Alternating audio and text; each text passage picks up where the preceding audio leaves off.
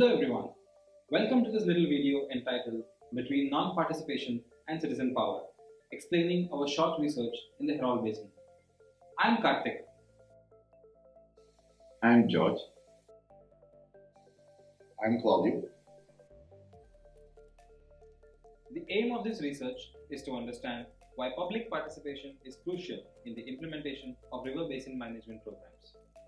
We try to answer this question by exploring to what extent the European Union Water Framework Directive has supported or enhanced public participation in water governance by creating spaces and processes in the implementation of river basin management plans.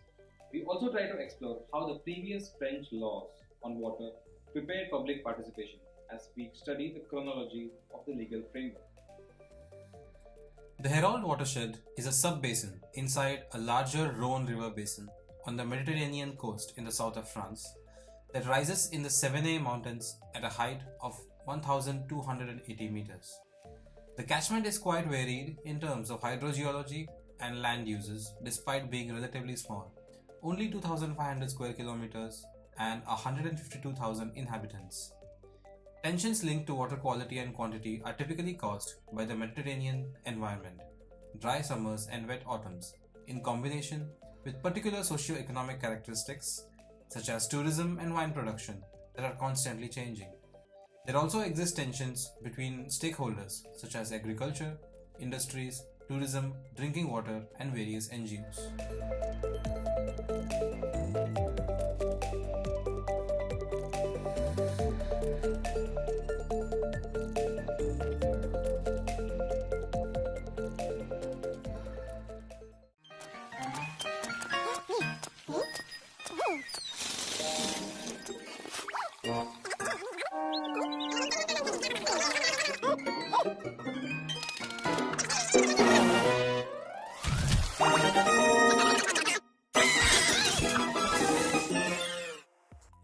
Sherry Arnstein, in her paper entitled A Ladder of Citizen Participation, simplifies the various degrees of public participation into 8 rungs on a ladder schematic.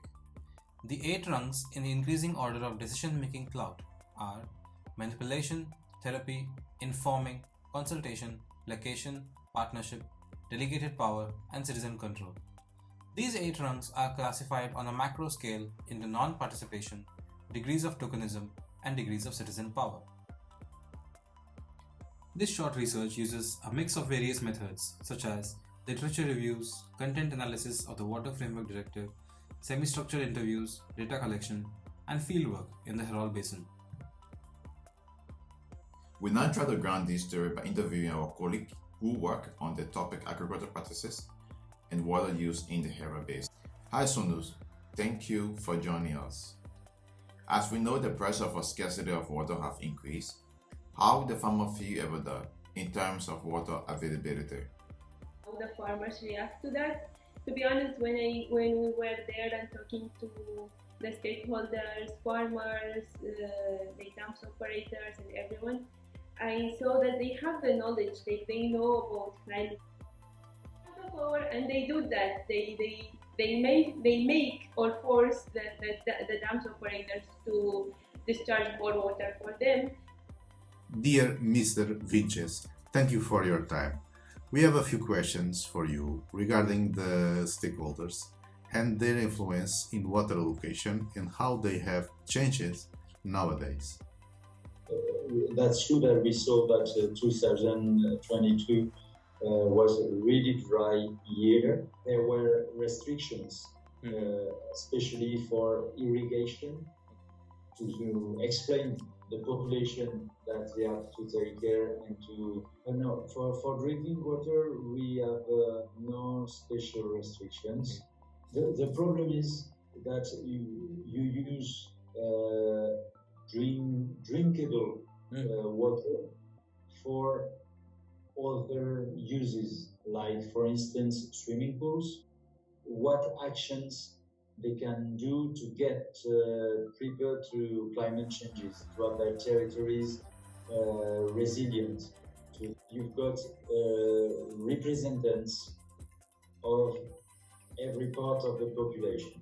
You've got farmers, you've got industrials, you've got environmental associations, you've got fishers, you've got the administration, all together with representatives. Okay. There is a first version, and then everyone can add good points. Okay. And there is a second version, and it's voted with all the representatives. We have worked for the 2022 to the 2027 stage. One more time, thank you. Thank you so much, Pierre. Okay. Thank you. It was a pleasure, and I wish you all the best.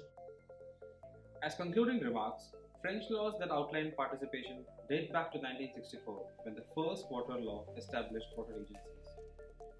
The laws that followed, especially the one in 1992, was an important milestone in the era of participation.